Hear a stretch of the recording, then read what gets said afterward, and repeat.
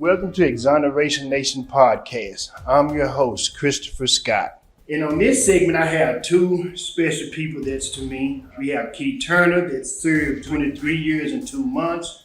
We have Thomas McGowan that served 23 years. And both of them got exonerated, actual innocence through DNA testing.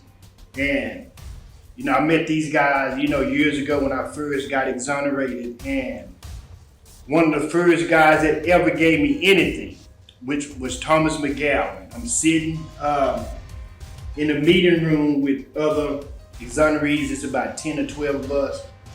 Thomas McGowan came up and gave me $500. All of them was $20 bills. I had a big bankroll in my hand. I thought I was really doing something at the time. I looked at it as being a good gesture because Thomas McGowan is a good brother. Also, I met Keith Turner at that same meeting, and Keith Turner was always there to try to give you some type of knowledge about how he got through the system and what he did to get out and what he did once he got out of the system. These are two great men, and it's an honor to have these guys on my show. So, Thomas McGowan, Keith Turner, thanks for being on my show. I much appreciate it. Coming to you first, Thomas McGowan.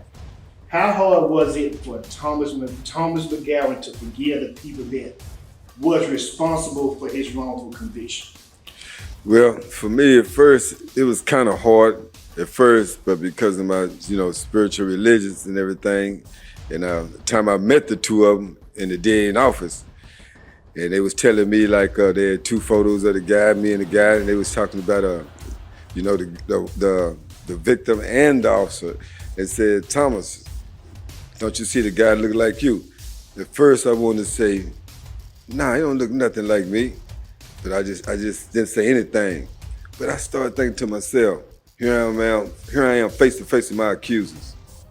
God's been too good for me, Of course, I could have been like, man, just pure hate and animosity. Right. But, because God had been so good to me and let me out, I didn't harbor no feelings, but it's a lot of exonerees that do have bitter feelings about circumstances like that. So, when you got out, I understand that you and the officer and the lady did several speaking engagements together. Tell me how that went. Well, first, everything was going pretty good with it. We going talking to different organizations, wrongful conviction organizations, just victim organizations and everything. But the more we went and did our convention talks together, the more I found out that, it just still wasn't a good feeling for me, to do, because there was still some hidden agendas that they hadn't got over yet. But I feel as though the people we was talking to, they got a good, sense of what goes on, their justice sense of wrongful conviction, right? But sooner or later, all that kind of just died out and fizzled out because, just wasn't clicking like the way I wanted to click because I think they still had some kind of, animosity. So do you think the lady still believed that you was the person that did that to her, even though you was actually innocent and exonerated? Oh, no doubt. That goes back to what I was saying, because the time we was in the office talking to him, she was like, oh, Thomas, I'm so sorry, I really thought it was you and everything. But then I remember when I came out for parole, them 20 years, I didn't get a parole. And so it had to be her calling down there, protesting and everything. Right. But it goes back to this. So after 2 weeks, later on, I get a letter from the DPS. They said we have a CODIS hit. We find the guy who did the crime. He's in the penitentiary now. We going down there to talk to him. First thing I thought again, because it goes back to the spiritual beliefs, that God made it no doubt in her mind that, hey, he didn't do it. Right. Yeah, so other than that, I thought she said, I think she still think I did it, Yeah. Mr. Keith Turner, have you heard of any other cases where a voice was one of the main parts of the case? No, I haven't.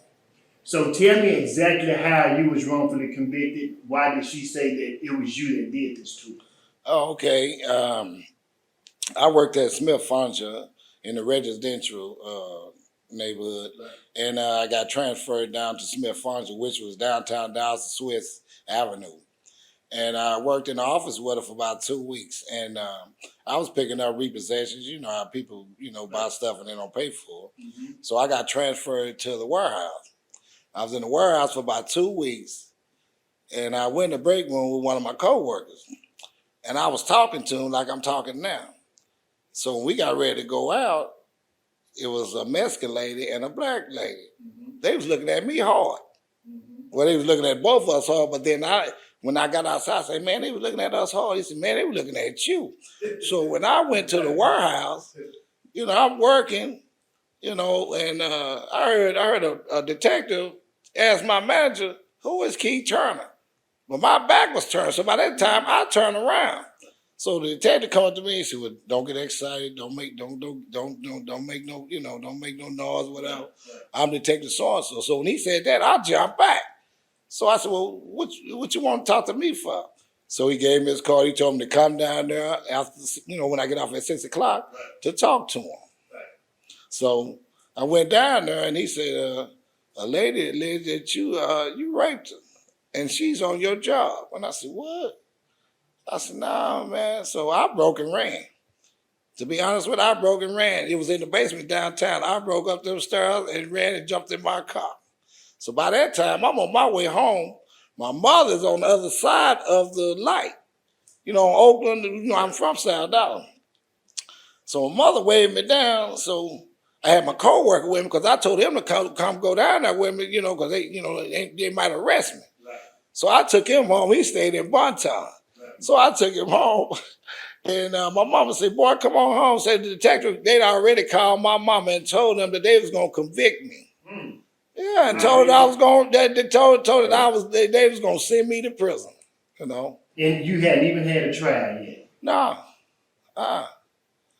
didn't even have no trial. So it was that. Hey, man, that was the worst part of my life, man. So what triggered her to say that it was you? She said my voice. She called the police. Why? When I left the break room, she called the police and told the police, "That's the man that raped me.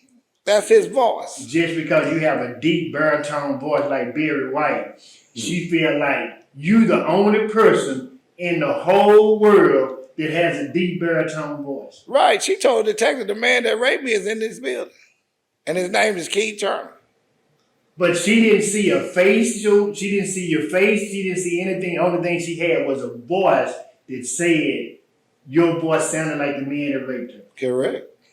That's insane, man. That's crazy. That doesn't make any sense. How hard was it to adjust to being out after 23 years, after your first 2 years? Was it much easier? It was kind of hard to adjust because after being locked up so long like that, then you get back out and technology done changed. People done got older now. And I got out, I was like, where's the people my age at? You know what I'm saying? I said, probably in the house somewhere, grandkids somewhere. Right. It was just everything changed. So yeah, it was just getting on, just getting on the bus, right. Just driving, I still don't get on this freeway. You know what I'm saying? That's still adjustment. I can't, I take the streets, I ain't no hurry. You know what I'm saying? It's still too much for me. But anyway, but the adjustment was, it was hard, but it was beautiful in a way because it felt as though I was beginning to know a lot of stuff, learning a lot of stuff too. But in a way, it was kind of hard because, like I took computer class and the person, a lot of people already think, you're supposed to know something. Then you don't know it, then you don't feel kind of dumb not to ask nobody, like, how you do that? And, you old school, you should know how to do it. I don't know how to do that, man. Without, you're telling your full story, So, yeah, the adjustment was kind of hard, man. I ain't gonna lie. Just everything, everything. I know for me, as adjusting to how the highways was made. Yeah.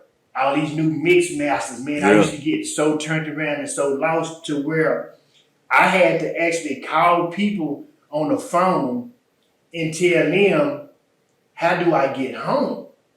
It made me feel so small because before I went to prison, I knew every street, every highway it could be imagined in Dallas County. But I was gone for 13 years, and then the whole world had changed. It's like right now at nighttime. Before I left at nighttime, I'd be out driving all the time. Now it's like at nighttime I don't even get out because I'd be like, man, Anything you know, can happen. yeah, you know, just Anything. you I'm know, the just same still. way. I'm you know. the same way because I do not leave my house after 9:30. My car's parked. My alarm on the house is on, and I'm not going nowhere no time soon because you still have that stigma that I could be pulled over again and wrongfully convicted because it happened the first time. Why couldn't it happen for a second time? Each time I see a police car, I be like, man, you just don't understand. It's still paranoia there. Right. You know, they be going on about their business. Right. And, you know, I may be going to the store at nighttime. Someone tell me, man, no, I shouldn't have came out. Right. And the police pass by, just gone about their business. So it still be a paranoid situation. Right. Yeah. Keep turning. What does you think is wrong with the justice system in Texas or in the country? Well, I think that they need to do a full investigation, first of all. Right. And then people, it only take a second to get in trouble. Right. Somebody can call down there and give your name. And you in the investigation. And they ain't investigated, they ain't knocked on nobody's door. So they assume that you are the one. Right. Back in the 80s, that's what they did.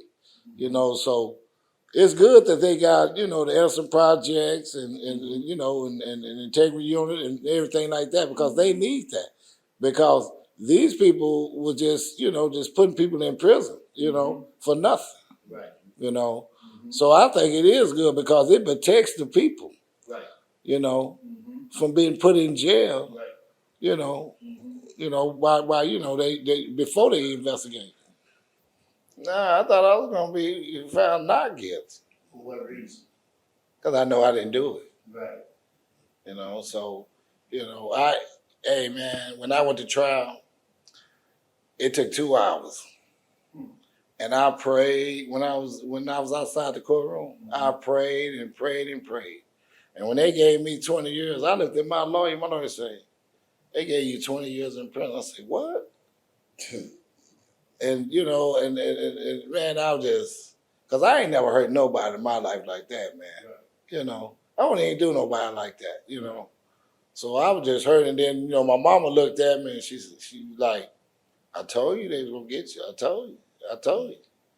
You know, so. So is it fair to say that you didn't have, when you felt like you wasn't going to be found guilty and you end up being found guilty, did you feel like the criminal justice system failed you? Yeah. They railroaded me, man. They ran over me. My lawyer didn't have an opportunity to say nothing. Everything that my lawyer said, they disregarded. You know, so, you know, you know what? I'm 22 years old, man. I'm sitting in there, you know. I don't know what's going on. I mean, I know what's going on, but I didn't think it was that serious. You know, I thought I was going to get through this and go home. I got convicted on a Friday night, 20 years. I'm sitting in the cell with a suit on. Mr. McGowan, I'm going to ask you the same question. Did you actually think you was going to be found guilty when you went to trial? No, I didn't. Why not? Because I actually had faith in the justice system. Right. You know, what is it? Guilty to proven innocent. Right. And so when I went to trial, no matter what, even though most of the people were up there Caucasians, judge and everything, I still had faith in them, right? So I think once I got that conviction, they came back and found I was guilty just on really hearsay. And even though the female, she was Caucasian, accused me of the crime, I still had faith. So I think when they found me guilty, I think that was the most hurtest thing it was for me because I really felt the racial stuff in America, then how, you know, and then, you know, just thinking that people could really actually find out for hearsay. Right. Come on, man. So yeah, the justice system really let me down, man. So in either one of y'all trial, did either one of y'all have an all-white jury panel or you had diversity on y'all jury panel? Any one of y'all can ask first. I had all white. You had all-white jury panel. Looking at that jury panel, did you actually feel like they was gonna find you not guilty? Yeah, I did. Yeah. You still had faith in criminal justice. Yeah, the first time, but the second time, You had 2 trials. I had 2 trials. First time they gave me life sentence. So on the second charge, it was a rape and burglary. On the second charge, burglary, they said, "Mr. Guy, you want to take 45 years?" At first, before I went to that second trial, I said no. When I went back to trial, on that second trial, and seen all them white people in there, I said I'd take the 45 years. Thank God I didn't. He said it was too late. You know what I'm saying? Because I already felt in my heart, oh, it's over with. Again, you know what I'm saying? He told you it was too late to take Yeah, the 45. he said it's too late, So court now we appointed. just gonna And then they gave me a life sentence. We're gonna give you Yeah. oh my God. What about you, Mr. Turner? That's insane. Well, my jury, it was 8 women and 4 men. So, you know, I didn't know what to think. You know, I really didn't, you know. But, you know, it was terrible, man, you know. And then in my trial, they had me to take a lie detector test. Well, I'm gonna tell you what they did. They told, my mother was in Chicago, so they said, if you take a lie detector test, then we'll let you go. We'll stop messing with you. I went down there, me and my aunt. She didn't know no better either. The man told me to take a lie detector test. I took the lie detector test, passed it. You know what he said? That was the practice test. Oh wow. But when I think back, if I'd have knew the difference, Right. I could say, hey man, unhook me, man. I ain't supposed to take but 1 test. Right. You know. So they brought it up in my trial. So that, you know, that's a mistrial. They let that go, you know. And the lady, she was 31 years old. I'm 22 years old. Wow. But she was married. She was staying in some apartments in North Dallas. She was washing her, she had 4 boys. She went down to the laundromat. She was washing her kids' clothes. She come down one time. She noticed a black man down there, but she didn't really pay him no attention. So she go right back up there. When she come back down, she coming down, he turned the lights off, closed the door, hit her in the face, and then knocked her on the ground and raped her. She only had a busted lip. Right. You know.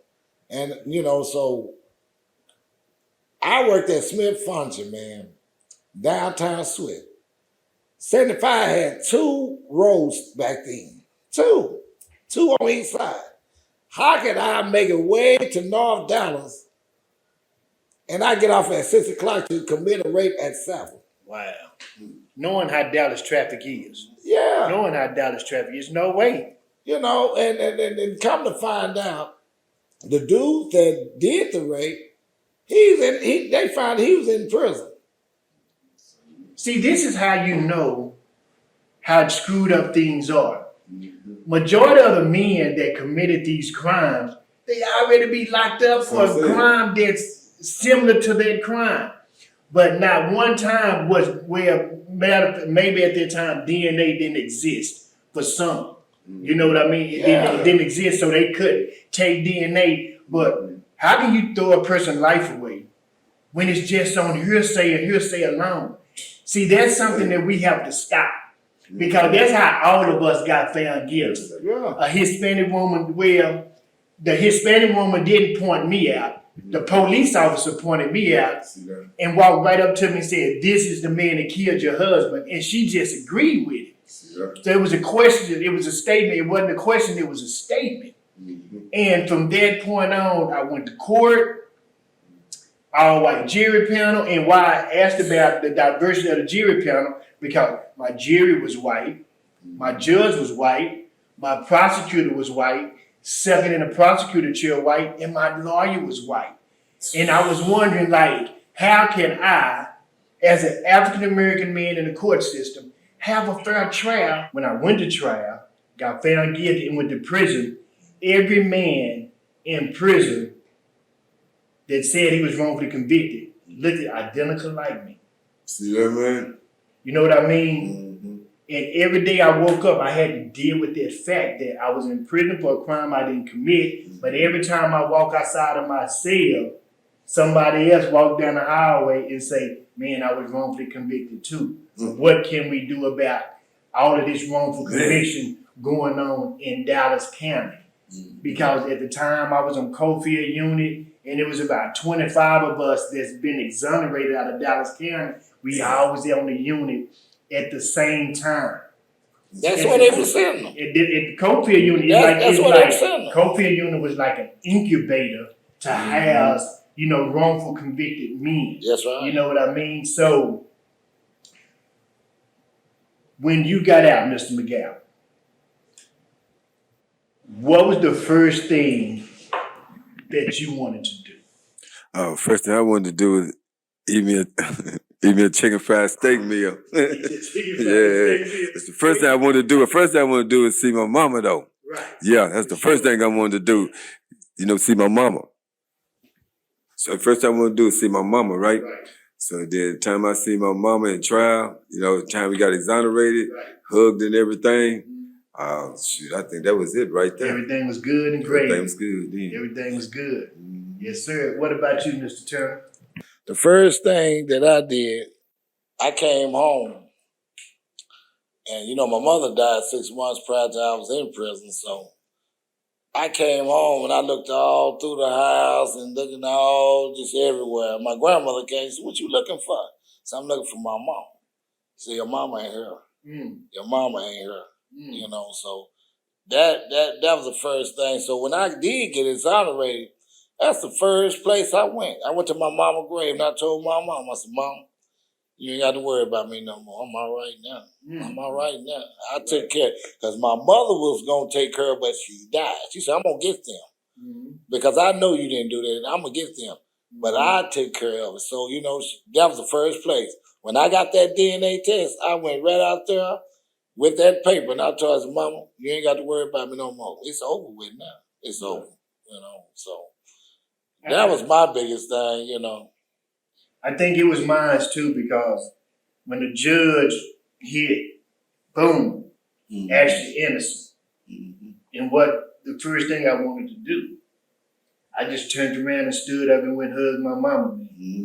Because it's nothing like hugging your mama, like for the first time. Really? And then I was looking for that security that my mom used to give me, like waking me up going to school. And, back then my mom then wore this perfume called Opium. Right. And hugging my mama every day before I go to school to just to smell that she wore that opium perfume. And when I got out, when I hugged her, I was looking for that same scent. Yeah. But the scent was different. Yeah. You know what I mean? The scent was different. It was different. It was very different. So, it was very emotional.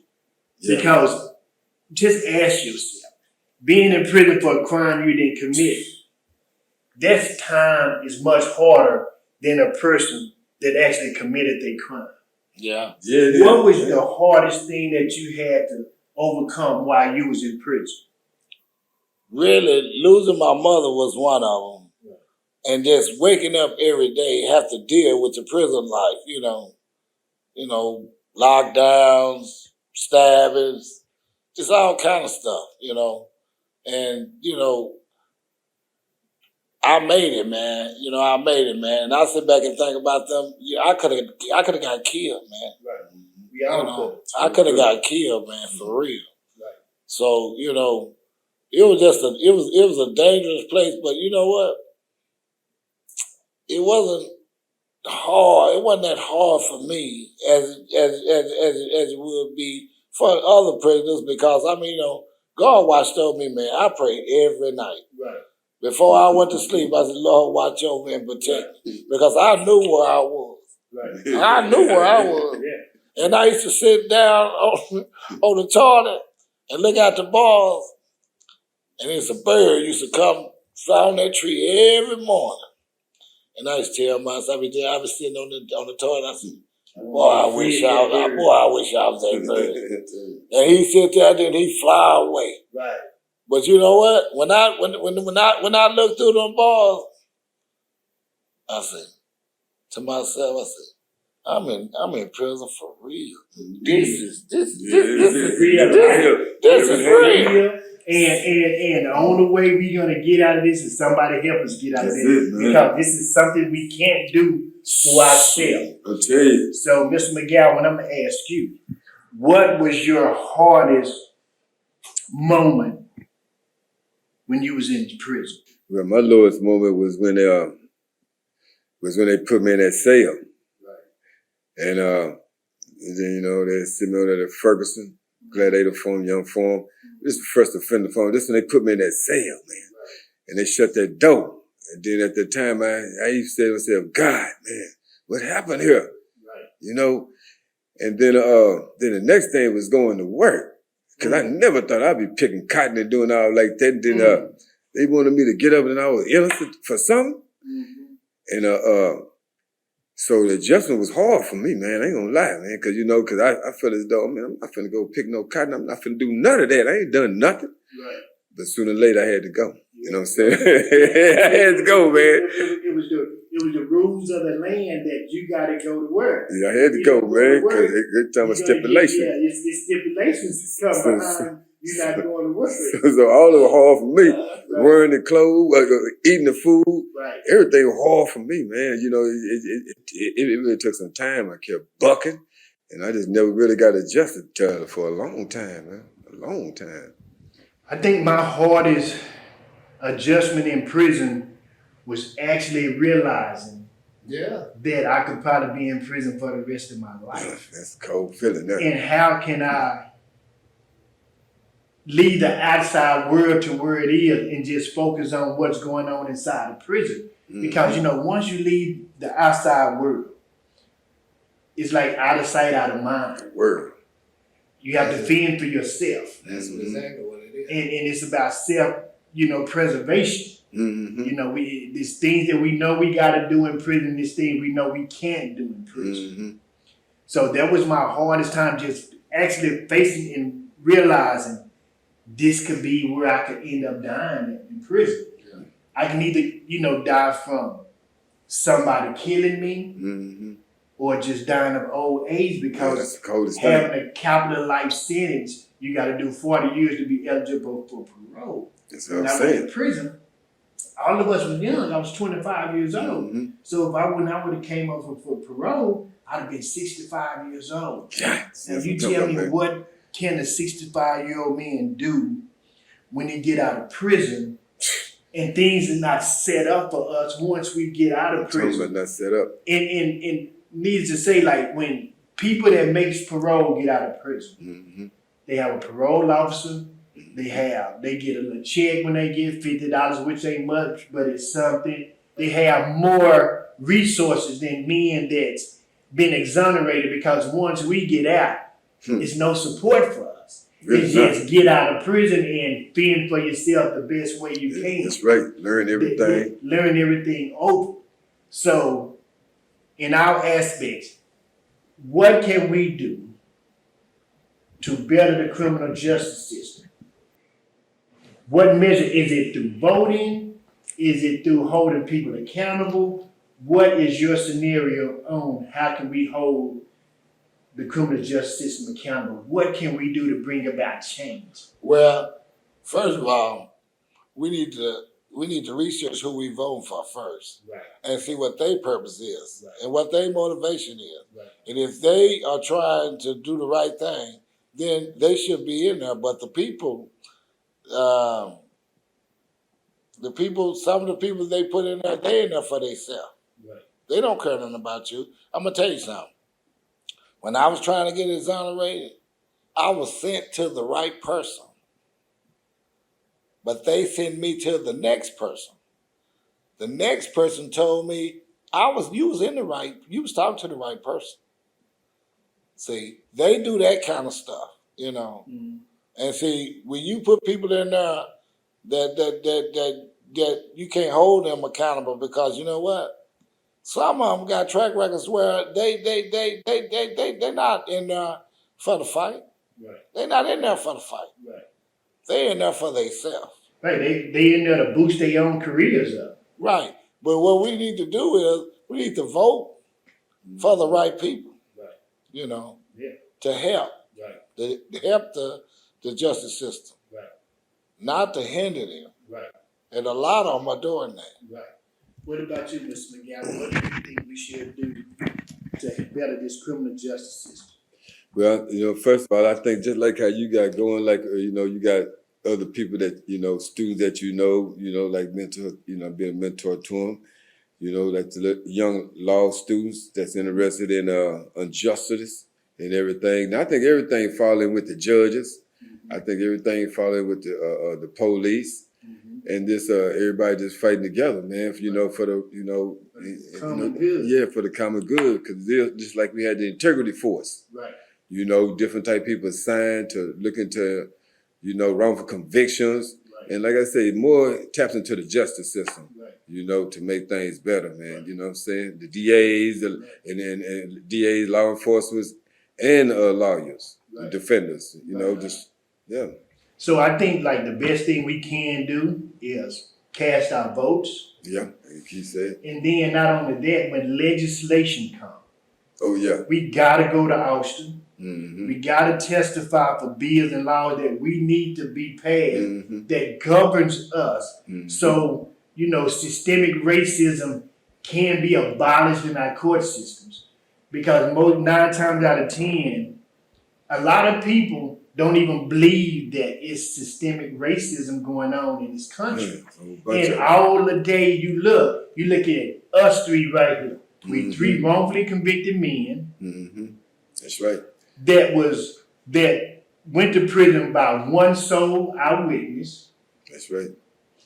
And we was found guilty, sentenced to long terms in prison. Throw it away, man.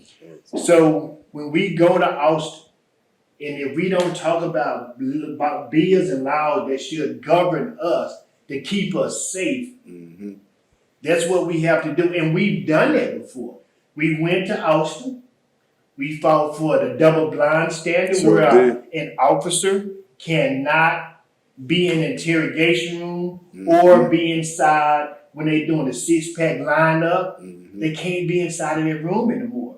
Right. Because it's so easy for them to point at a picture and be like, and then okay, now tell me what person it was. You just had your finger on picture number 2. So I'm gonna pick. So I'm gonna pick picture number 2. Yeah. Prime example, Johnny Lynch, may he rest in peace. Yep.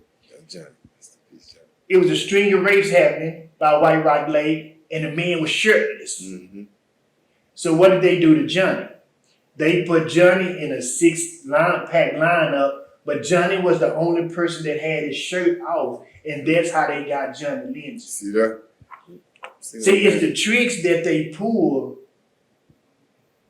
to get us falsely in prison without even doing just a little bit of investigation. Because if they actually investigated cases thoroughly, it wouldn't be so many wrongful conviction cases in the United States, and not just in the United States, in Dallas County alone, because we still lead the nation in exonerations. I want to say something about what you just said a while ago. When I was at my trial, the lady didn't even identify me in trial. But I'm gonna go back and say what you said. This is how they play games. Okay, I was sitting there by my lawyer. The lady was up on the stand. The prosecutor walked behind my chair, just like I'm sitting right here, and said, "Do you see the man that raped you?" She said, "Yeah, right there." Now, what he did is, he told us that when I walk and stop behind that chair, that's him. Right. So, that's crooked the way they do stuff, because you know what? They don't investigate, they don't knock on no door, they don't ask nobody nothing, Now I guarantee you this: if the judge would have allowed you to sit in the seats where everybody else sat, and ask that lady that same question, could she pick you out? Do you think she could have picked you out? No. Exactly. It's the tactics that they use in court that gets them the conviction. That's why a lot of times when we don't vote, things like this always stay the same. And I'd like to say another thing. My daddy came to my trial. I talk like my daddy. My daddy got a voice. We talk just alike. Right. They put my daddy on the stand and asked her, "Is that do that voice sound like the voice?" And my lawyer say, "Well, y'all saying that his daddy could have did it because both of them talk alike." So it was terrible the way they did things, man. And I had a paid attorney. Mm. They ran over him like a Mack truck. Paid attorney. Paid attorney. That's crazy. It goes to me like when I went to trial, my judge asked me why she shouldn't see the death penalty. And I looked at it and I said the only thing that could come up is like, how could you kill an innocent man? And her next words, threw me. She said, "You know what? You just saved your own life today. We're not gonna kill you. We're not gonna kill you, but we're gonna give you a capital life sentence before the trial even started." So that already let me know that I was gonna be found guilty. Yeah. Even though I had cops testify on my behalf saying I couldn't have been the one that did it because there's no evidence linking me to the crime but this lady word alone. And they still found me guilty. Not only that, the lieutenant of the police force at that time came to my trial with the picture of the two men that actually committed the crime. They told that lieutenant, "That is hearsay coming from you, and you need to leave the courtroom right now because we have the two men we want that's on trial right now." How do you think that made me feel? It made me feel bad. So when the guy actually confessed, and this is crazy, the guy confessed to my brother, not knowing the guy was my brother. My brother worked in a barbershop on this unit. The guy walks into my brother's the barbershop my brother worked in the prison, sit in my brother's barbershop. My brother go to cutting his hair. The guy tell him the story. "Me and my friend robbed and killed this Hispanic drug dealer, and there's two men in prison for this crime right now." And my brother told him, "Tell me about this guy that's locked up for you." He knew everything about me. His name is Christopher Scott. He got two kids. His girlfriend name is Brandy. He drives a forest green and gold Lexus, and he a produce supervisor at Tom Thumb in the neighborhood. Told that guy, "That's my little brother that's locked up for you." Ooh, man. The question I want to ask you, Mr. McGowan, what would you tell a person that's in the same position that you're in right now, that you went through? What would you tell that person? Yeah, that's a hard one there because it's hard to tell somebody, try to hold on when you've been wrongfully convicted and it's bad, it's emotional, it's mental, it's a bunch of sadness. And the only thing I can tell a person is keep working on your case, what you got to do. But most of all, just stay prayed up. Keep praying to God. That's just like with me at the last little seconds. I hadn't really prayed, but when I did pray, because I said I was going to be 50 years old, I didn't want mama to die going to a grave thinking her son did this. Lord, you give out the penitentiary. I tell the people the story, the goodness you done for me. Y'all done heard before. And so after I said that prayer, the next day or the next week, I get a letter from the innocent part of New York.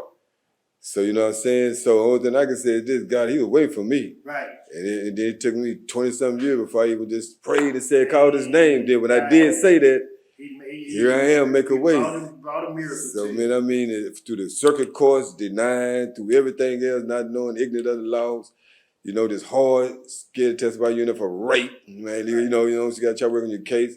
But prayer is the best thing, man. Just hold on to your prayer, man. Prayer without works is dead. Say, man, prayer is the best thing, because that's African Americans, even coming on the slave ship, prayer, man, is the best thing, man. Mr. Turner, what about you? What would you tell a person that's in the same position that you was? What would you tell that person? Well, I tell them that, First of all, you're not guilty. So, you know, you got to stay strong, you know, stay prayed up, and, you know, just ask God for strength, man. You need strength every day in prison, man. You got to. Because do you know, man, it's degrading every day knowing that you sitting there for nothing.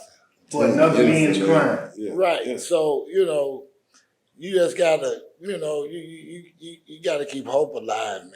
You know, you can't get down on yourself because you know what, like you said, you all you got. And you got to stand for yourself, man. So, you know, you can't give up. Can't give up. You can't give up. Just hang in there, man. That's all you can do.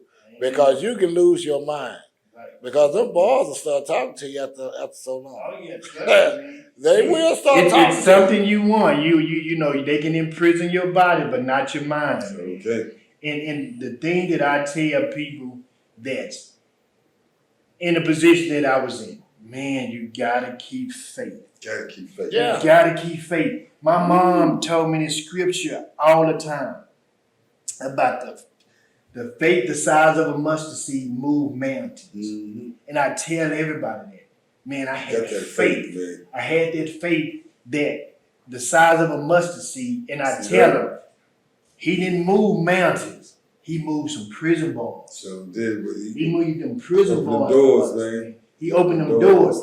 And it's so wonderful and beautiful that all of us become religious people when we go to prison.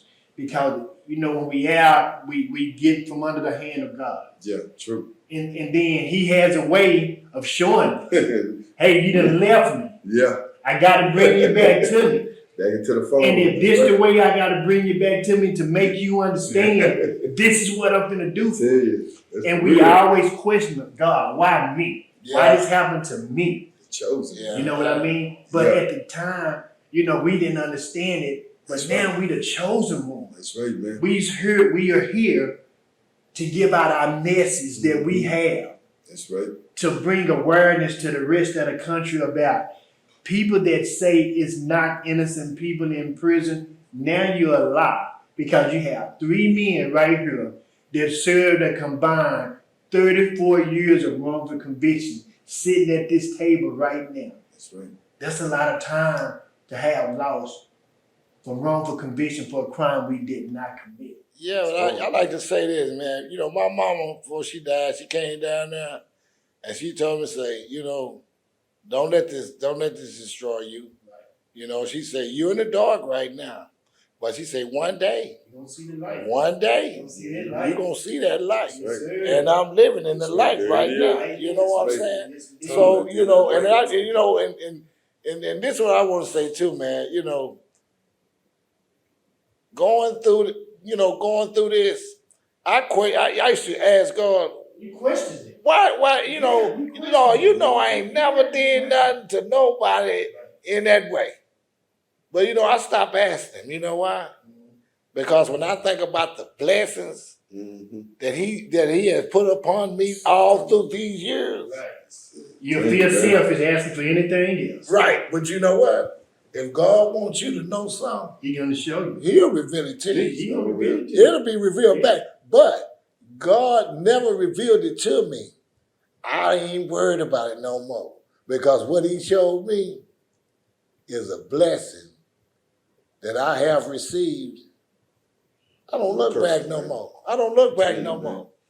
I cherish the blessing that he gave me, and I'm going to live my life, you know. And that's just the way it is. It all reminds me of that song. A long time coming. That's right. A long time coming. That's right. I don't question God about nothing like that no more, because it was a reason. It's a reason. Now, I don't know if I was not that type of a man back then, and my mama, and he knew he was going to take my mama, so he had to put me in a place, a dangerous place. Yeah. But it wasn't dangerous to him. No. Because he looked over and watched over me. He protected you. That's right. But see, you know what? That's about the innocent man. That's the one they don't think about. Right. See, God, it looked bad to you.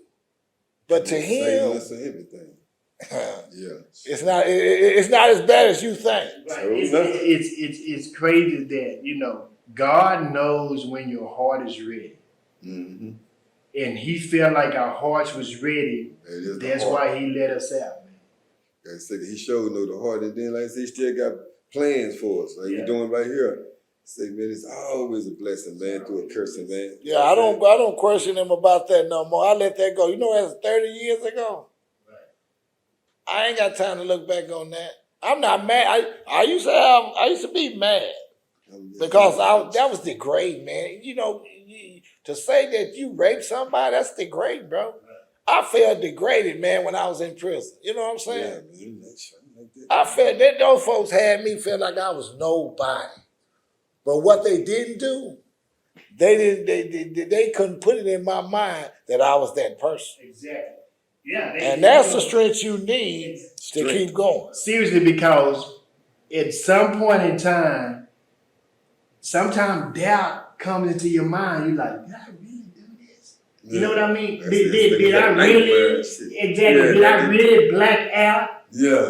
Did I really black out? Yeah. You know what I mean? Yeah, all that go through your mind. All of it go through your mind, but at the end of the day, we free. Yes, right. And ain't nothing better than your freedom. So, nothing better than your freedom, man. Nothing better. And fellas, man, I want to thank y'all for coming out. Yes, thank you. Thank you all for sharing your story, man. And there's going to be big and better things coming our way. Only thing we got to do is keep praying about it. Having faith that God is going to make it work for us. And things going to be all right, man. Appreciate you for coming. Appreciate you, my brother. Thank you. Thank you.